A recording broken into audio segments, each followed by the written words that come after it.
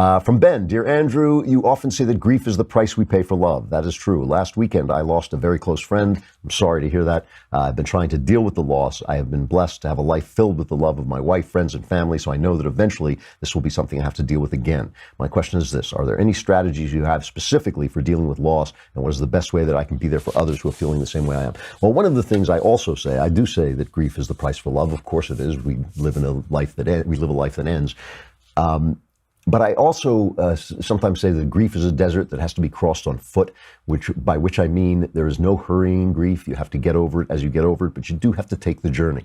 You do have to walk through it. You don't just sit there and wallow in it. You don't just fold your tent. You don't cross your legs and sit in the sand. You walk across that desert, and you keep moving, and you keep going forward, and you acknowledge your grief. One of the things that I have found really helpful in times of grieving, I find this helpful all the time, but especially in times of grieving, I find prayer immensely helpful, because I want to know. It really is a good metaphor. You're crossing a desert, but where are you going to come out?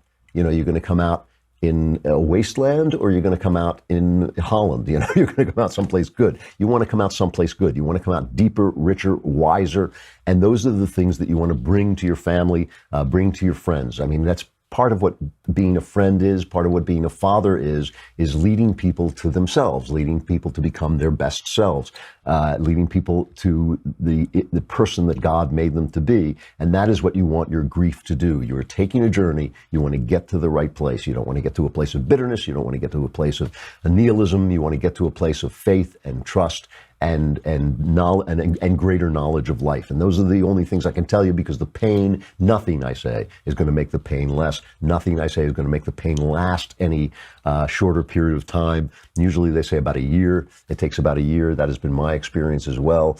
You do come out of it, and you just have to keep that journey going, keep walking forward and doing what's right, and trying to figure out what this means, what it means to you, what it means about life, what it means about God, and spread those around and teach those things to the people you teach.